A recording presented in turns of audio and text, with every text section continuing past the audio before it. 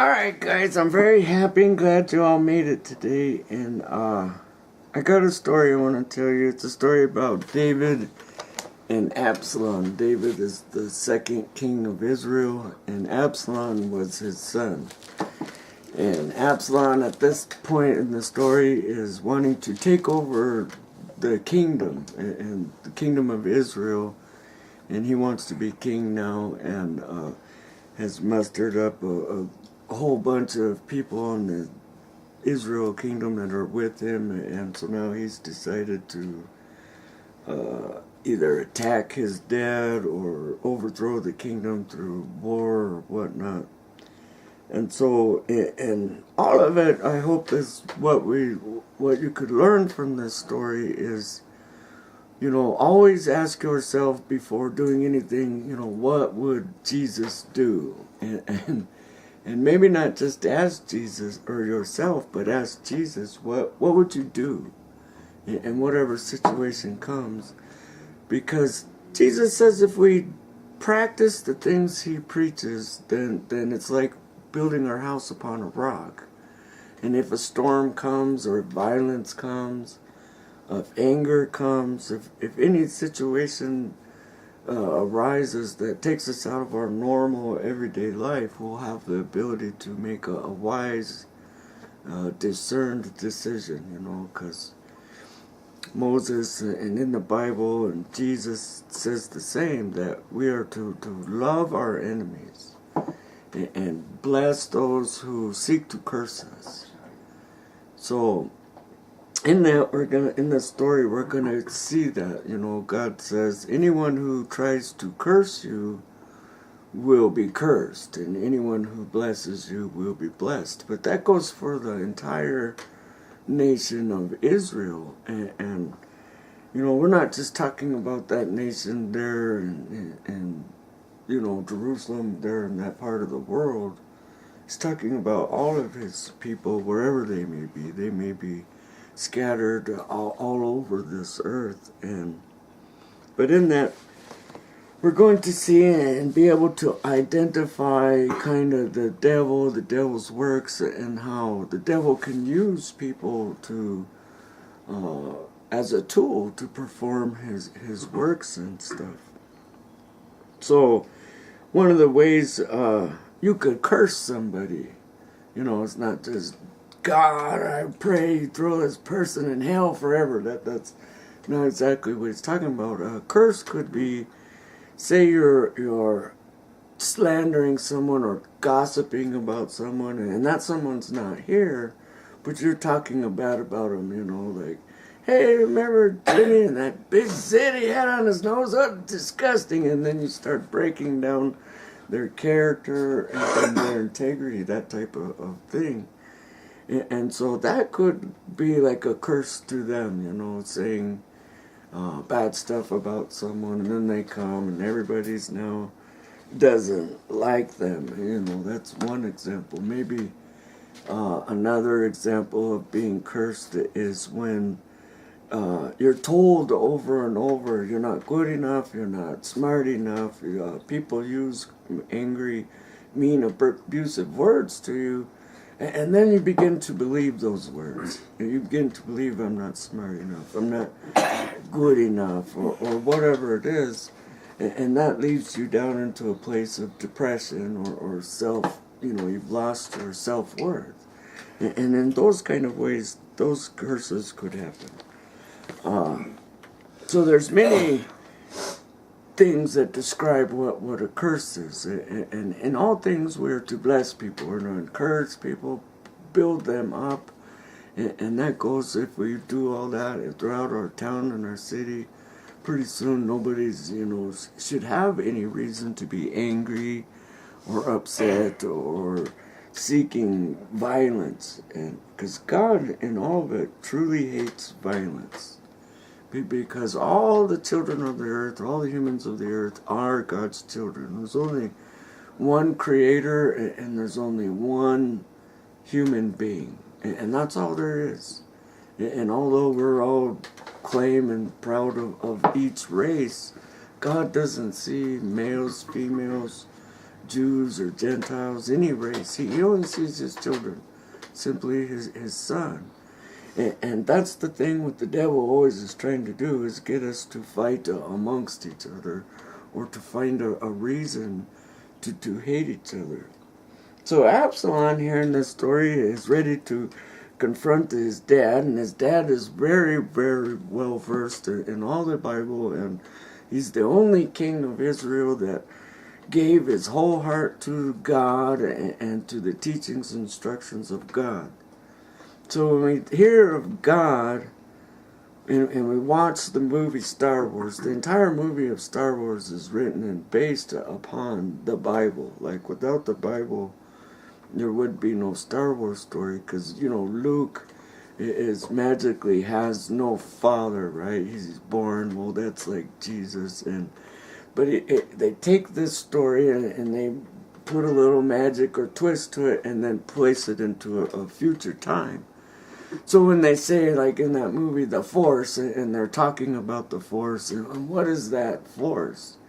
And they begin to say, it's this invisible thing that's in all things and surrounds all things, gives all things their being, their movement, and whatever it is. And so that's, in the Bible, that's God. And the Bible says God is all in all, and He is that force that we get our being and we move in, and we can connect with that force. But that force, according to the Bible, is love. So anytime we feel love, or in around love, or being consumed by the feelings of love, joy and happiness, gratitude, and contentment or peace in your heart, that feeling, whatever it may be, that's God.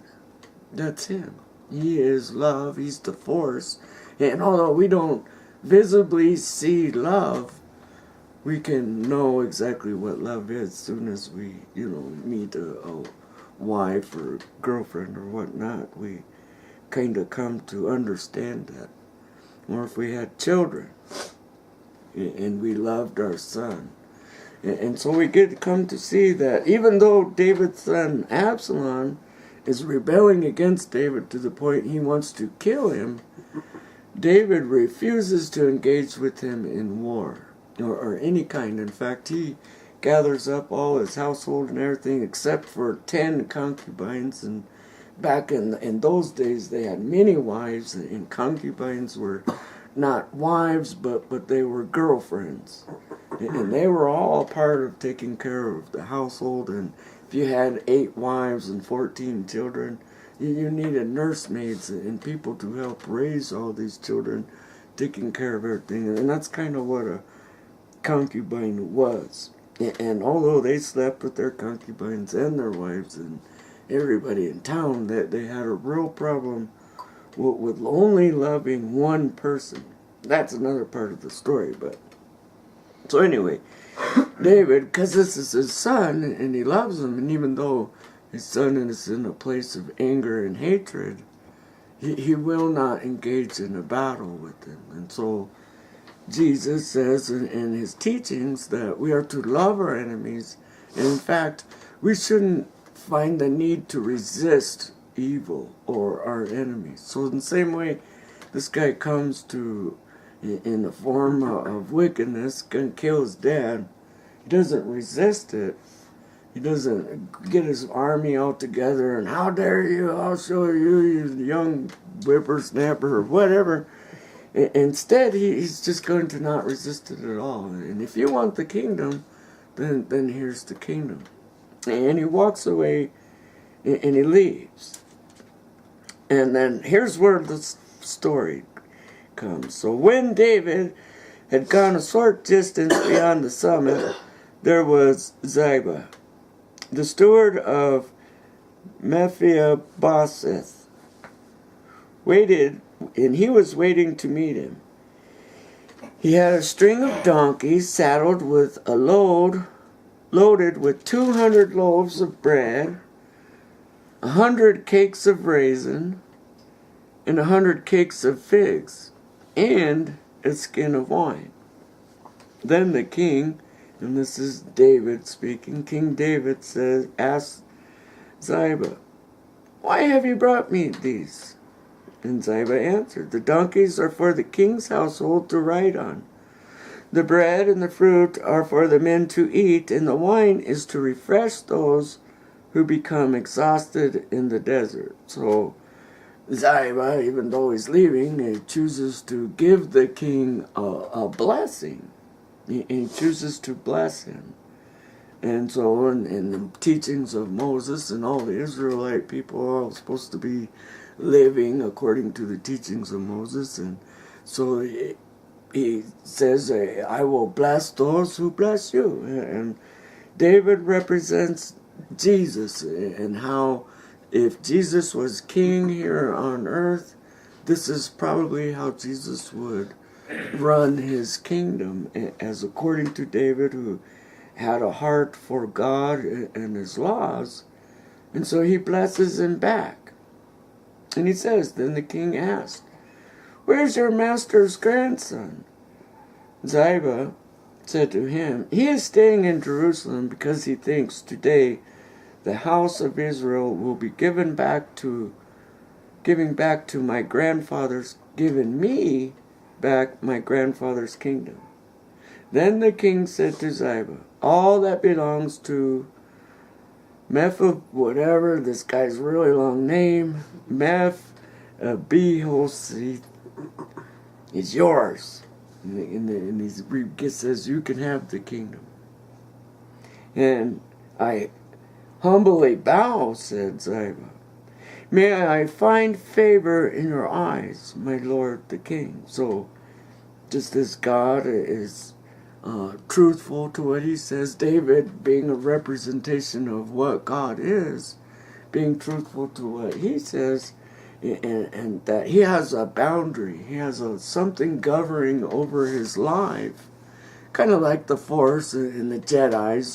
They have all decided they're going to stand up for righteousness and justice, and they're not going to be a part of the wicked, evil ways of the oppressive empire. And so they have a set of rules that govern over their lives. They don't go around murdering people, but if somebody gets out of line and is murdering everybody, they don't have a problem standing up and killing Darth Vader or whoever that may be. So David blesses the guy for being a blessing, because that's the way he lives his life. No matter what circumstances he's in, he holds true to what his boundaries are, and his boundaries are all governed by God. Bless those who bless you. As the king approached Bahurim, a man from the same clan as Saul's family came out there. His name was Simeoni, son of Gera. And he cursed as he came out. He pelted David and all the king's officials with stones. Though all the troops and the special guard were at David's right and left, as he cursed, Shimei said, get out, you man of blood, you scoundrel. The Lord has repaid you for all the blood you shed in the house of Saul, in whose place you have reigned. The Lord has handed the kingdom over to your son Absalom. You have come to ruin because you are a man of blood. And that's the thing, and throughout David's life, he had sinned. He was a murderer, and he did murder another woman's husband in order to not have to admit that the son or the child that was conceived in that affair that he had was his. And so we see here in this part, and Saul is the first king of Israel. And it was taken from Saul, but David never killed Saul or anybody in his family. God did all that and gave the kingdom to David. But now this man is cursing him throwing gravel on them. In the same way, if people are talking slander or gossip about someone, they're throwing dirt on you or mud on you. And that's the part we got to really be careful of, is what would Jesus do? And would Jesus go out and insult his own family, his own children, his own people? And he wouldn't. And we know from in the Bible that the devil is the accuser of God's children. He's always been accusing the brethren. God casted him out of heaven because all he did all day long was accuse God's children of sin, of all these different kinds. And so that's basically what this guy does, is come out and is accusing him of all these bad things and trying to curse him. Then Abishai, son of Zeruiah, said to the king, "Why should this dead dog curse my lord the king? Let me go over and cut his head off." But the king said, "What do you and I have in common, you sons of Zeruiah? If he is cursing because the Lord said to him, 'Curse David,' who can ask or why you do this?" You know, that's the thing, is if this guy felt as though the Lord has moved him to curse David, then it's none of nobody else's business. This business is totally between me and that person. So that's the thing too, if we hear gossip or slanders going on, or somebody's talking crap about somebody who's not there, what is that to you? It's none of your business, and you shouldn't get involved in those things. That's between them, God, and the person they have the problem with. And so that's the thing, is what would we do if Jesus was there? What would we do? Then David said to Aspian and all his officials, "My son, who is of my own flesh, is trying to take my life. How much more than this Benjaminite? Leave him alone. Let him curse, for the Lord has told him to do it. It may be that the Lord will see my distress and repay me with good for the cursing I am receiving today." So David and the men continued along the road while Shimei and I was going along the hillside opposite him, cursing as he went and throwing stones at him and showering him with dirt. The king and all the people with him arrived at their destination exhausted, and there he refreshed himself. And so that's the thing, is, the power of people's words have a great impact. And so we can use our power of our voice, the power of our mouth, to either curse people or make people look bad or make people feel bad. Or we could use the power of our words to encourage and lift people up. Now, in this is the thing, is this kind of is another passage. It's called Psalm 10, and it directly goes back to that day and that event of what was happening. And Jesus says, if your feet cause you to sin, or your hands are causing you to sin, because here in our world and in this generation or the next generation, there's a huge spiritual warfare battle, and it's going on the internet. And in the internet world, you will, at some point in time, if you're there in Facebook, somebody's going to engage you with Christianity, maybe Muslim, or whatever different religions are out there in the world, and they're going to provoke you into a spiritual battle, because most people come and want to expose Christians for being non-holy people. And the thing that they forget is Christians have always claimed we are sinners being saved by grace, and our faith is in that. So when people come and say, "Boy, you're acting like a real idiot, you're not very holy, look at your this or that," and that's the devil coming to accuse you of things that you have nothing to worry about. Only God's opinion matters.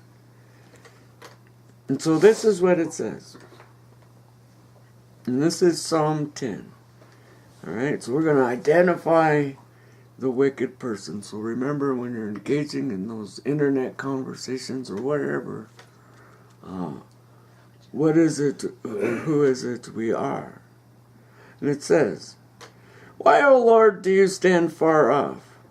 Why do you hide yourself in times of trouble? In his arrogance, the wicked man hunts down the weak, who are caught in the schemes he devises.